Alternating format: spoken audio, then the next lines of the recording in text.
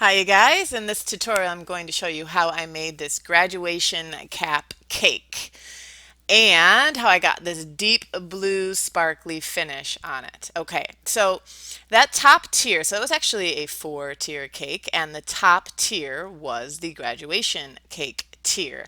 So I baked that cake in a Wilton sports ball pan, a 6-inch hemisphere pan, basically. Okay, so here's the pan I baked it in, here's the cake. And this is how I leveled the cake by just leaving it in the pan and just using my serrated knife and just cutting off that top edge. Okay, then I flipped it over, wrapped it in my saran wrap, and put it in the fridge or freezer until I was ready to use it. Okay, now I'm ready to put it together. I'm going to put some buttercream on my 6-inch cake card here. You could absolutely tort this 6-inch half sphere. I didn't because I had so much cake in this project. We actually didn't even end up eating this top tier. We just didn't need it. But you can tort this first, fill it, and then put it on this cake card. Absolutely no problem at all. Just tort and fill as you normally would any cake.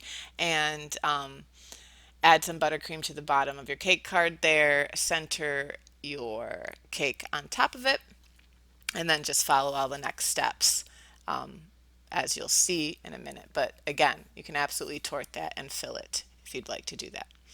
Okay, so now I am using my handy little bench scraper there to clean up my area, and I've got my turntable by Innovative Sugarworks, which I absolutely love, by the way, my very favorite turntable. And adding my buttercream, actually using the easy Swiss meringue buttercream recipe that I have on the website. I use for almost every single cake project because it's so ridiculously easy to make and it's so gourmet tasting. Um, and it works for just everything I need it to work for. So it's so versatile. So that's what I'm using for this project. Okay, so I'm just adding my buttercream onto my cake. If you know me, you know I normally use the Wilton cake icer tip to add my buttercream on, but I was lazy this day, so I just got my angled spatula here and I'm just getting her on. I'm spending way too much time getting her on because I don't normally do it this way. So yeah, sometimes it's better to not be lazy and just do it how you normally do. But whatever, it doesn't really matter for this project, which is why I didn't get out the cake icer tip because this does not need to be perfect. Now I'm using my Innovative Sugarworks acetate smoother here, which is basically bendable plastic, and that's what I use when I need to ice smoothly a round tier because you can bend it and hold it at the side of the cake like so and scrape off your excess icing that way. Now I could bend it even a little bit more, but I do not need to get this cake perfectly smooth and round underneath my fondant because we're actually going to be doing some things to the fondant to make it look like it's actually on somebody's head so that it's a little bit more realistic instead of perfectly round. So I'm not worried about getting this perfect, right? I'm actually going to leave the lines in and everything. We're not going for perfectly smooth here. Just getting the excess icing off. You can add more on if you want. I probably took a little bit too much off. But again, I wasn't worried so much about this particular cake tier for my full cake project. But you could add more icing on, doesn't matter. Just get it generally round. Okay. Now, you do not even have to put that cake in the refrigerator and chill it. I normally do for every single cake tier that I cover in fondant, but I didn't this time because I actually want to manipulate the fondant right after I add it over top. So I did not want my cake to be cold in this particular case, so I didn't do that. So I've rolled out my fondant like normal. If you need any tips on covering a cake in fondant, go over to the fundamentals course on cakeheads.com. I show you all the ins and abouts of covering fondant, all the tips, everything you need to know. Okay, I'm using this round acetate smoother again bendable plastic. This is one of my very favorites to use. And this is how I cut the edge. I just kind of lean over, press down into the fondant, holding this round smoother up next to my cake without pushing it into the cake and causing any marks, mind you. And I just kind of do that around the edge of the cake. You don't have to. I mean, there are many other ways that you could do this, but I just normally do this with every cake tier, so I was in autopilot here and doing it for this one as well. You could also prop your cake up on a soup can and just use a straight edge around, the bottom cardboard edge of the cake. That's an easy way to do it as well. Lots of ways you could do it. Okay, and then I take my fondant off and I'm just kind of fixing up those edges so that they're not messed up. And then we can move on to the next part. Okay, but you can see the cake is pretty smooth at this point, even though I wasn't going for that. It's pretty smooth. So if you did want to leave it just smooth like this, you could absolutely do that. I'm also just using that smoother to just make sure that I'm not seeing the cardboard along the bottom edge of my cake. Just kind of using it to kind of smooth out that bottom edge. Okay, now I have one of these little tools. The other side is a stitching tool. That side I just showed you is just round, but it's like a rolly, like a mini pizza cutter sort of thing. I'm going to use both sides for this project. So I'm taking this, not the stitching edge, but just the round edge, the pizza cutter edge, and I'm pushing it into, off camera, of course, for a moment, but here we're back. Pushing it into the bottom edge. So I just want it to look like a seam, basically, real quick, nothing fancy, just pushing it in. I'm leaving about a quarter of an inch on the bottom there and just going all the way around to make it look like the seam of the cap. I really wanted to just make this grad cap a little bit different than the norm and make it look like it was actually on somebody's head. So this is what I thought would look kind of cool. So I'm creating that seam on the bottom.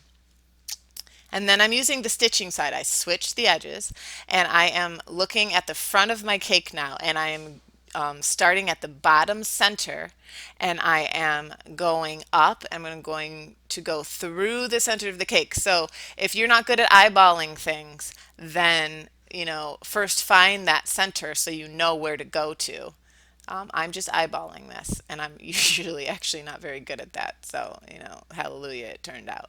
But I did find the center and went all the way over the top and down the back. Because in a real grad cake, there is a seam like that. I'm sorry, not a real grad cake, a real grad cap. There's an actual seam like that. I'm actually looking at a picture that I found online of somebody wearing a grad cap. And so now I have my color shaper here, and I have the pointy one, and it is a size 10 and the soft version of the color shaper. And I am just looking at that picture online and trying to find, where I see kind of little divots in the hat while it's on somebody's head. I'm just kind of making little divots into my fondant. This is why I didn't chill my cake, by the way. Looking at that picture, making little divots so that it gives the impression that it's an actual grad cap that somebody's wearing. And I know they seem very random, but I am looking at the picture. In the end, it ends up looking like a funny old man. But it worked. Once I painted it and I got the top on the cap, it actually worked out. I was a little nervous, I'm not gonna lie. I was nervous at first, but he turned out he turned out pretty good in the end. Okay, so this next part is making the actual the top part of the grad cap. We're gonna use this 8-inch square cake card. Okay, that is going to help us to not have to worry about this thing going floppy on us. And you can just use regular fondant if you want. I actually made this the day before I made the rest of the cake. Okay, so I recommend that so that your fondant can kind of set a little bit for you because when you put the tassel on, it's nice if the fondant isn't totally just fresh. But really, if you're in a pinch, you could totally make this after you've done the rest of the cake because we're using that cardboard cake card. Okay, so I rolled out my fondant. I got rid of the air bubbles with my little acupuncture needle, and I am rubbing some water onto my fondant. Now, I'm not gonna lie, I was a total idiot here. I was a total idiot. Sometimes I'm just not using my brain. Um, what you should just do. I don't know why I did it this way. I was thinking it would be easier, but I forgot that I wanted to cover the edges of this cake card as well. So this is just really dumb. I was going to put my I wet it with water, the top of the fondant there, and then put my cake card on. And then I was going to cut around it and be done and then flip it over. But that was really dumb because I actually needed to cover the sides as well, right? So just don't do it this way. Now I have to kind of get my hand under and flip it over, which was totally fine. It was not a big deal. But just put your cake card down. Um, you can wet the cake card itself and then flip your fondant over top of it, and you'll be just fine. Just do it the normal way. Don't be a weirdo like me. Okay, so I've now have flipped it over and I've got my my hands running along the sides of it, okay, because we want to cover those edges there. We don't want to see that cardboard at all. Using my acupuncture needle again to get out any air bubbles. I'm using my hand to just kind of rub along the side so I can get that nice square, really nice and square edges. And I'm even using my quilting ruler here, which if you don't have one, you absolutely need one in your life. I use it for every single cake project. And I'm just rubbing that along the edges as well to further define that nice solid square that you get on a grad cap. Okay, so I did that on all four sides, and then I'm going to take my pizza cutter and hold that quilting ruler up along the edge. Now, again, we've just covered the edges, right? So don't cut them off here. Make sure you're not cutting off the covered edges. We want them to still be covered, so cut next to the edge, right? Don't just run it along the cardboard, otherwise you will cut off the actual edge, okay? And powdered sugar just so things don't get sticky on me here, using my ruler to kind of shape up those edges, and then any sort of straight edge you can just kind of run along the bottom edges there, the bottom at an angle along the bottom edges, and that will shape up those edges for you as well. Super easy for that part. Um, I have made grad caps before not using cardboard, and you can make them out of pastillage. I pronounce it, but I don't recommend it. You might as well just use a cake card. Okay. It was remember, the cake was 6-inch round hemisphere. The cake card was an 8-inch cake card. Okay. So 2 inches wider, obviously square, but just keep that in mind. Okay, so now I am using some neon blue fondant, and I am also using this edible hybrid sparkle dust in this sparkle dust pump, royal blue. Both of these are by Roxy and Rich, and they're both edible, which is awesome. Not that, that's a big deal all of the time, but for a cake like this, I'm actually going to be making a paint out of this and painting my grad cap. And I just wanted to show you this paint because it really is, it gives you an amazing finish because it's so pigmented, because that fond dust is so pigmented. It wasn't necessarily created to be a paint. It was more created to color fondant with by mixing into the fondant. I'm also using my diesel here, which is like Everclear, 190 proof, which is what we want when we are creating a paint mixture. But I used equal parts of the fond dust and the sparkle dust, and and then I just put a little bit of Everclear in, and you really don't even have to measure the Everclear.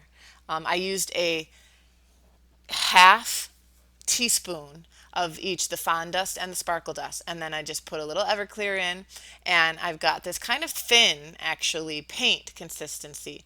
But because the fond dust is so pigmented, it's okay that the consistency of the paint is thin because you still get really, really good coverage. Do you see this?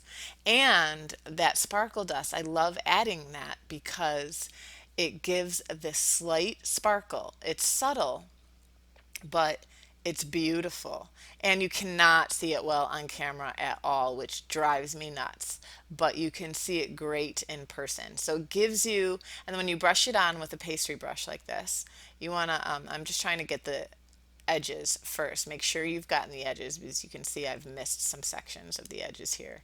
I have to go back over it. But once you do the top, you want to paint it all in one direction. And see the coverage on that? It's beautiful. I didn't have to do two coats or anything. One coat was perfect. It did the trick.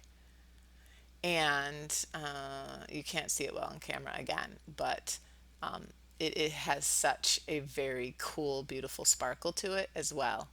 Um, I did this same idea for a deep purple finish I got on a cake tier over on the Cakeheads website.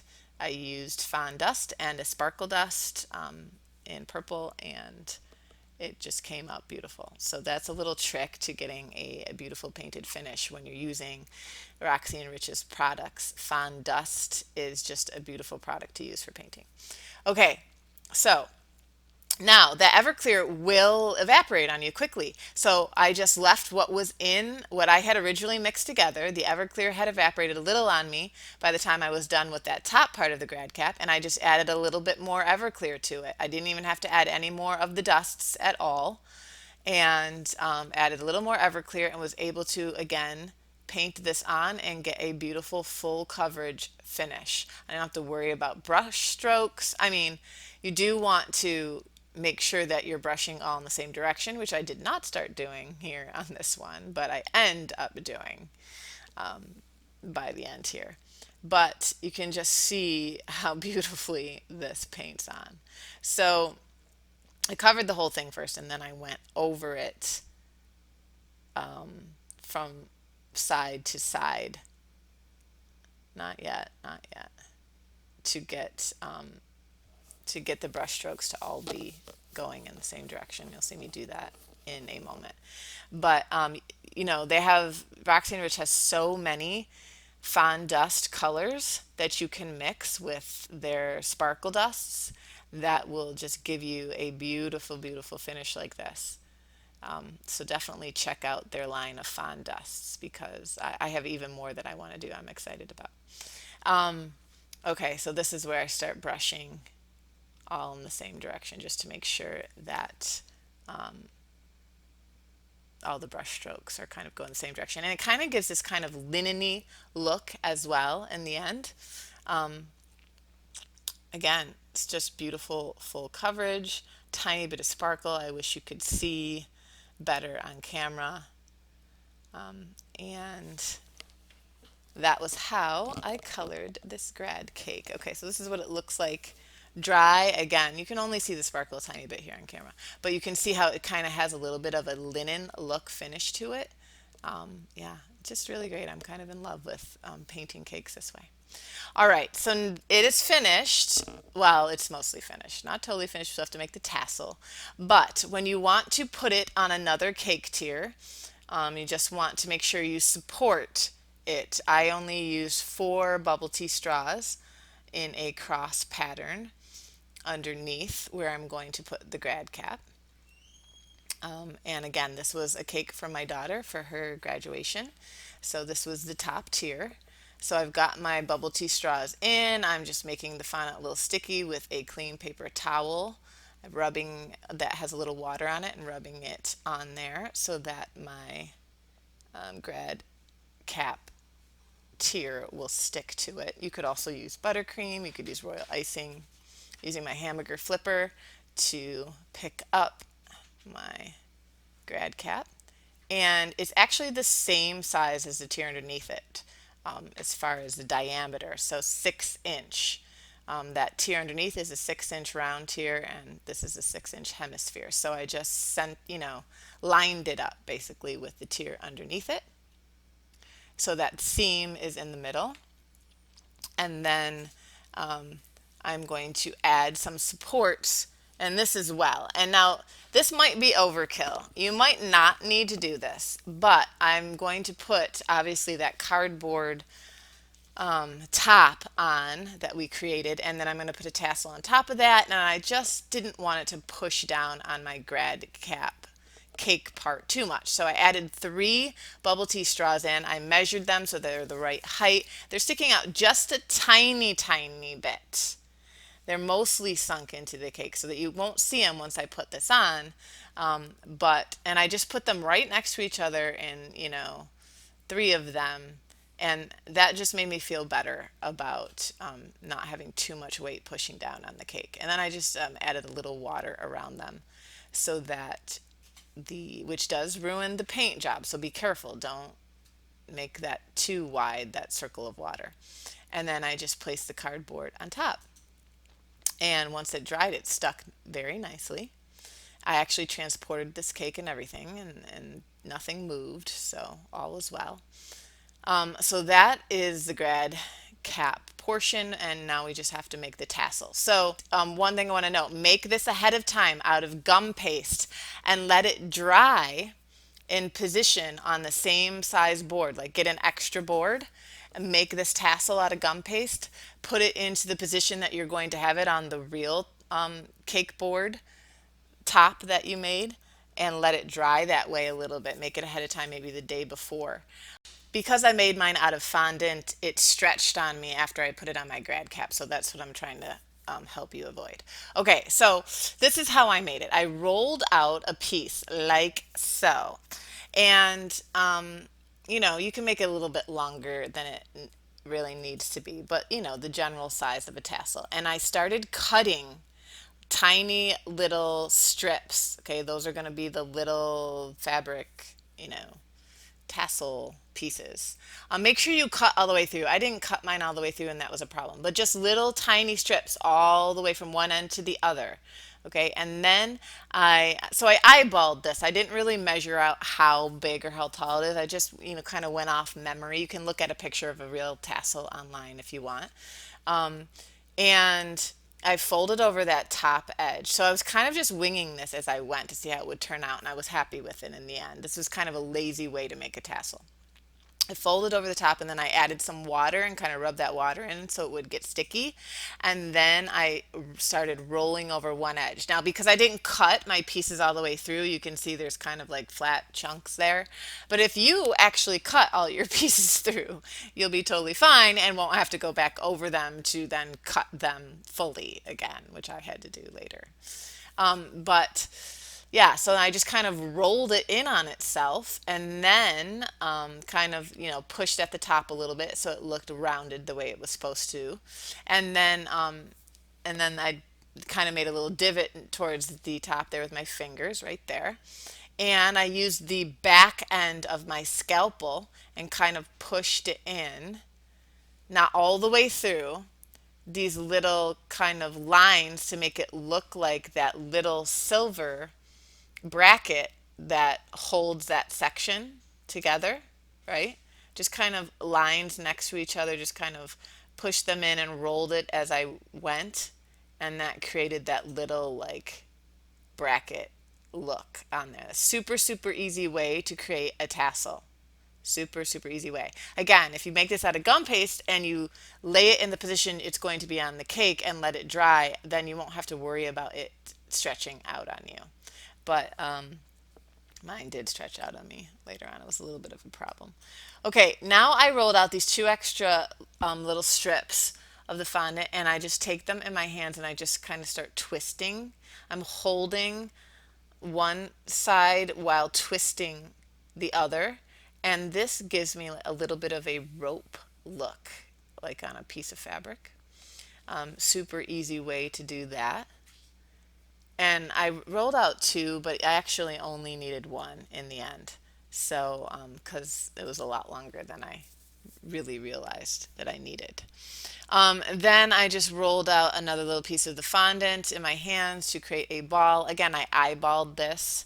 Um, and then I held it between my fingers like that and rolled it and then just kind of pushed down on it to flatten it a little bit. And that's going to be the little top knob on top of the cap. And just one of these strips will go around that knob you'll see as we put it on. I thought I needed two, but I really only needed one. So you actually don't have to fuse these together. You'll be fine with just the ones as long as you made it long enough. You actually don't need it to be super long. But you can see I just used a little water, added my little knob, and then just laid down the little rope around it. Once you get it into place, you can add just a little touch of water to the bottom of the rope so that it will stay place on the board. And then I added my tassel. I put a little bit of water underneath, and actually this is where I ran into my problem because I just made it fresh out of gum paste. It started, because it's hanging over the edge like that, it started to stretch on me and was ruining my little silver bracket, which, by the way, I painted that silver with the silver paint. You could use highlighter dust mixed with vodka or edible art silver paint, or whatever you want to use to paint that. Um, and that was it. So if you have it drying like that on, if you make it out of gum paste the day before and have it drying like that on a separate board, then you can just transfer it over onto your board when you're ready and it's all dry and it won't stretch out on you. That's it. That's how you make the grad cap cake. If you want to see how I made the vanity part of this cake, the girl and the vanity and the book tier on the bottom, come on over to Cakeheads and join our crew over there. When you become a member, you get access to all the tutorials on the website and to the Cakeheads group, community group. We have beginners, we have intermediate level, we have advanced cake artists, and we are all there helping each other, sharing our experiences, learning new things together every day, and having a ton of fun together. So come and join us. We'd love to have you part of the Cakeheads family. Thanks for watching. See you later.